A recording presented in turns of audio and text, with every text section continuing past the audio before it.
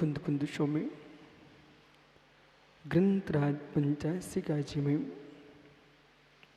वस्तु स्वाम की व्याख्या करते समझा रहे हैं। चिद पिंड ज्ञान घन ध्रुव ज्ञायक स्वभावी भगवान आत्मा का जो आलम्बन लेता है वह सुनिश्चित रूप से कर्म निर्जा को प्राप्त होता है।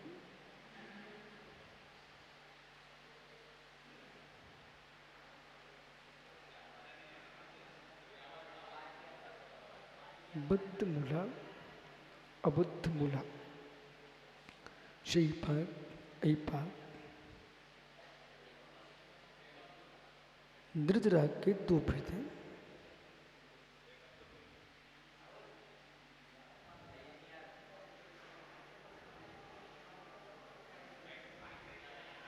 मूला अकुशल मूला दो निर्जा के भेद हैं। कुशल मूला अकुशल मूला जो समय के पूर्व तपस्या के द्वारा कर्मों को निर्णय किया जाता है उसका नाम है कुशल मूला। जो फलदान देकर के विपाक को नभवाह विपाक यानी अनुभाग बंध अनुभाग को प्राप्त करा के ततस निर्जरा वस्तु फल देकर के कर्म का निर्णय हो जाना यह है शैपाक निर्जरा अकुशल मूला। पहले जो अकुशल मूला निर्जा है वो तो जगत के सभी प्राणियों की होती है। कुशल मूला है वो तपस्या करके ही होती है, बिना तपस्या के।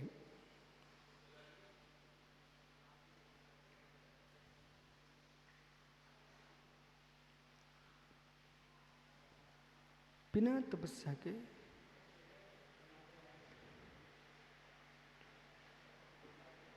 वीर पुरुष तपस्या कर पाते हैं, अधीर तपस्या नहीं कर पाते हैं। और जिनके अंदर वीरता होती है वे ही तप साधना कर पाते हैं। कि विषमता के आने पर भी यदि कुछ को कोई खुश हो रहा है वो भी बंद स्थान को प्राप्त है, कोई दुखी हो रहा है वो भी बंद स्थान को प्राप्त है। इन दोनों में साम्यता जिसके पास है वही निर्जन स्थान को प्राप्त है। तपस्या के माध्यम से जीव कर्म की निर्जा कर रहा है। वो जो तप है तप के अंदर कितनी विशेषता होना चाहिए। यथार्थ में जो जीव मुमुक्षु है ज्ञानी मुमुक्षु बन करके तपस्या करना चाहिए। पंडित जी मुमुक्षु बन के तपस्या करना चाहिए। मुमुक्षु बने बिना विप्रण सागर जी तपस्या करोगे तो मात्र कसाय बढ़ाएंगे और शरीर सुखाएंगे। मुमुक्षु बने बिना तपस्या करोगे तो शरीर सुखाओगे, शरीर सुखाओगे, शरीर सुखाओगे, मात्र कसाय बढ़ाओगे। मतलब अनशन ऊनोदर आदि तप के माध्यम से शरीर तो सूख जाएगा। मेरी तपस्या का प्रचार है कि नहीं, मेरी तपस्या के बारे में सर्वसारोस जी मेरी तपस्या के बारे में क्या चर्चाएं हैं, ये विकल्प मस्तिष्क में चल रहे हैं। वे विकल्प तुम्हारी तपस्या को खोखला कर रहे हैं। हमने तपस्या लोक प्रचार के लिए नहीं किए, हमने तपस्या कर्म निर्जा के लिए किए। अब लोक में प्रचार नहीं हो रहा है, ये हमारी तपस्या से इसमें कोई कमी नहीं है, पर मेरा काम तो चल रहा है ना। लोक की ख्याति यशा कीर्ति नाम कर्म पर आलंबित है।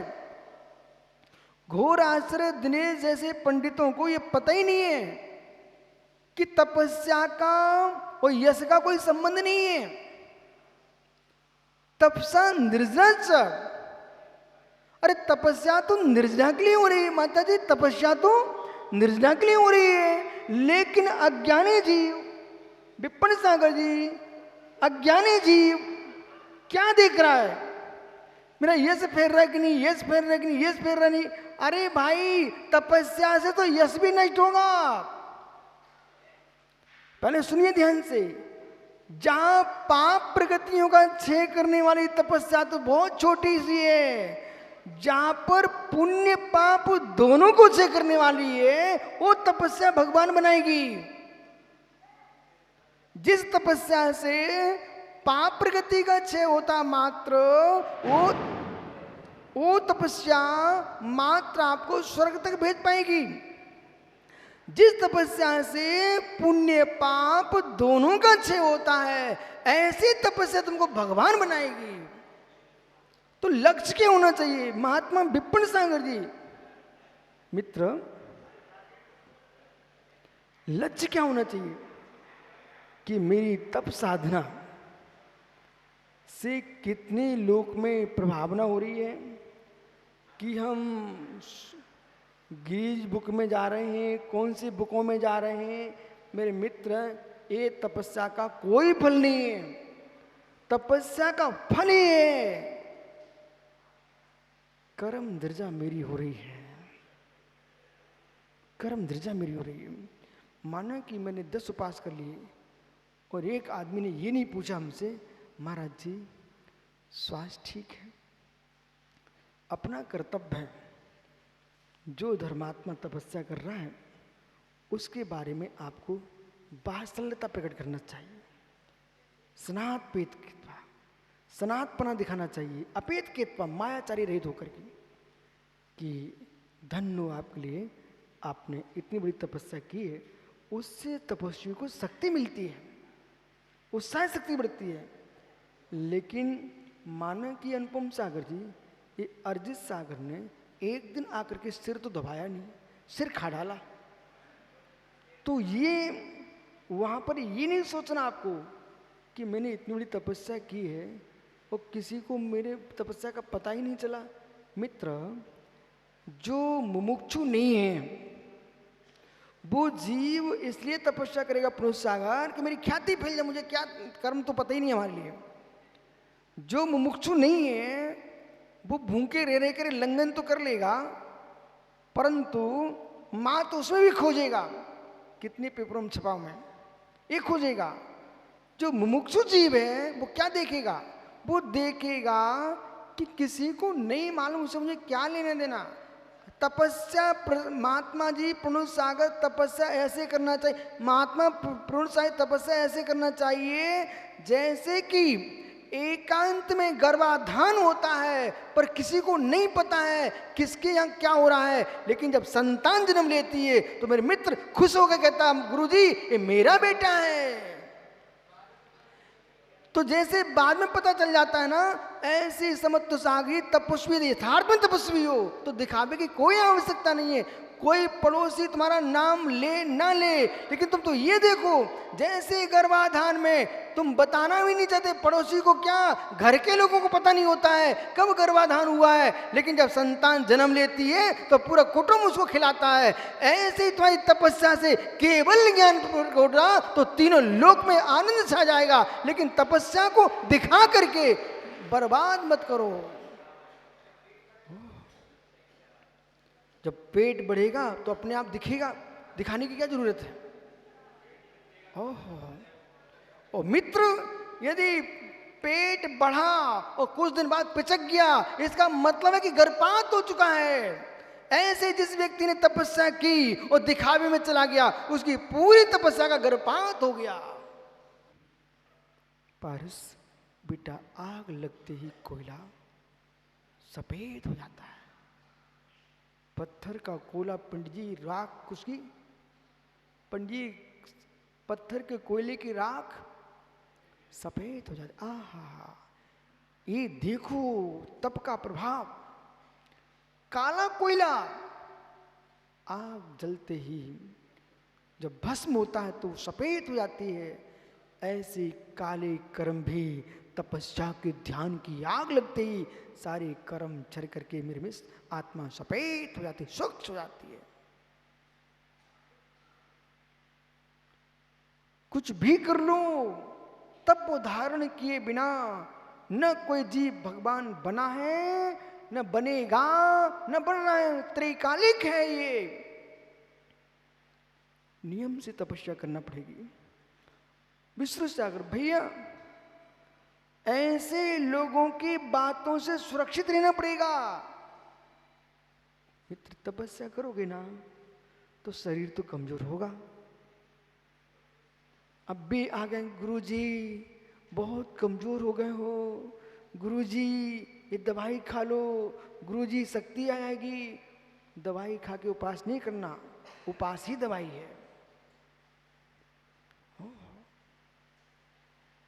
शक्ति बढ़ा करके उपास नहीं करना, उपास से शक्ति ग्रहण करना है।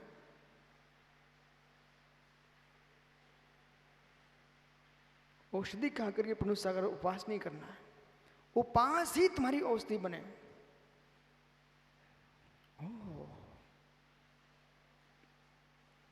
अनशन तप है, ये खेल तमाशा नहीं है। अनशन तप है, पहला तप है, कोई खेल तमाशा नहीं है ये कि खेल खेल में हम मुस्कुरा करके ईशा कीर्ति के लिए कर रहे हैं। अनशन तप है, जिस जीव के अंदर में निज को प्रभु बनाने की तीव्र लालसा है, ऐसा जीव मनोज भैया रोटी के टुकड़ों को नहीं देखता है, अपने चैतन्य चिद ब्रह्म को देखता है। धन्य भी मुनीश्वर मांस मांस की खपड़ा कर रहे हैं, चातुर्मास की खपड़ा कर रहे हैं, प्रतिख्यान किए बैठे हैं। ओ मित्र, जगत के लोक व्यवहार से अपनी आत्मा की रक्षा करते हैं,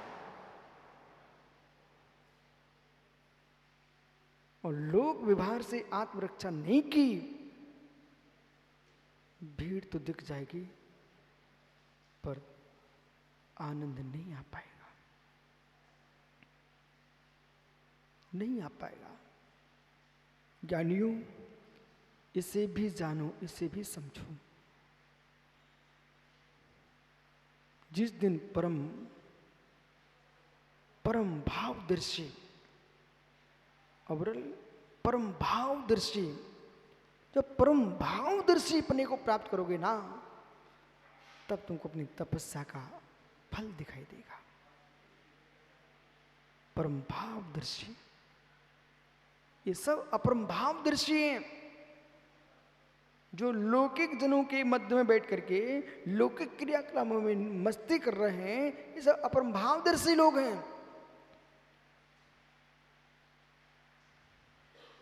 यहां तो वहां आपको देखना है विष्णु सागर जी भैया, वहां देखना है जिसे जगत आंखों से नहीं देख सकता।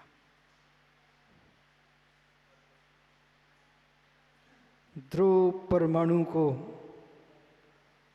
देखने की सामर्थ्य सर्वधि प्रवधि ज्ञानी को है, भाव परमाणु को ध्रुव परमाणु जैसा देखने की सामर्थ्य सर्वधि परमोधि ज्ञान में भी नहीं है। हमारी तपस्या ध्रुव परमाणु को देखने के लिए नहीं है, हमारी तपस्या भाव परमाणु में लीन होने के लिए है। भाव परमाणु, धन्य वयोवृद्ध साधक, युवा साधक, ये लोग जब सामायिक में बैठे हैं, उस सामायिक में बैठ करके भाव परमाणु का अवलोकन करें। भाव परमाणु का अवलोकन करें। अशोकनगर ज्ञानियों, सिद्धों की सिद्धि भूमि में पूजा करके पुण्य का बंद करोगे आप, करना ही चाहिए। पर यहाँ बैठे मुरझाज सिद्धों की सिद्ध भूमि में, सिद्धों की सिद्ध भूमि बैठ करके अपने ज्ञायक स्वामी सिद्ध भाव परमाणु का अवलोकन करें, ये तुम्हारी सिद्धि का साधन है। जिन श्रावकों को भाव परमाणु का दर्शन नहीं हो पाता, वे धन्य वे भव्य, कम से कम अशरीरी सिद्धों की द्रव पूजा तो कर रहे भाव सहित। पर हे मुनीश्वरों, आप तो भाव परमाणु की वंदना कर सकते हो, भाव परमाणु को देख सकते हो। उस भाव परमाणु को देखने के भाव ही ना आए तो फिर आप ग्रस्तों से भी भयाभाट हो जाओगे। श्रावक अपनी सामर्थ्य अपना काम कर रहा है, आपकी मुद्रा तो भाव परमाणु के अवलोकन के लिए है।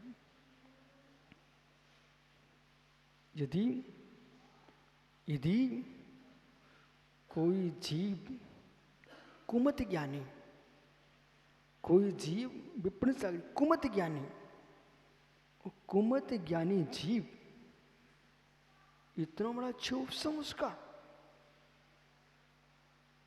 वो अड़ुबम बना रहा है।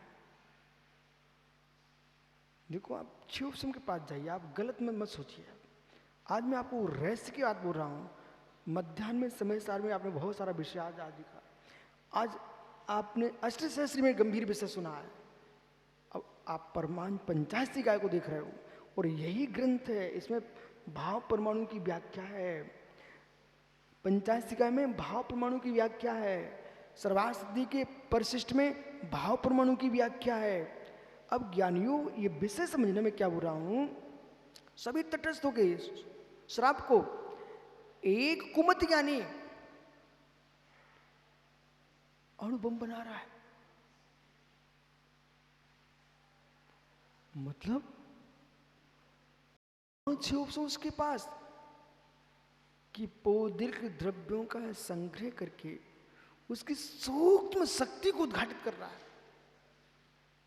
स्फोटक वस्तु बना रहा है। पंडित शिवसम से बात करो, अभी अन्य बात मत जाना, शिवसम की बात करो। जिस व्यक्ति ने यही जमीन के पड़े कंकड़ों को संग्रह करके, यही मित्र बाहर के द्रव्यों को जोड़ करके, उड़द, मूंग, मसूर इत्यादि इन दालों को तुम खाते हो, सुब्रत सागर जी, उन दालों से कुमत ज्ञानी पटाखे बनाते हैं।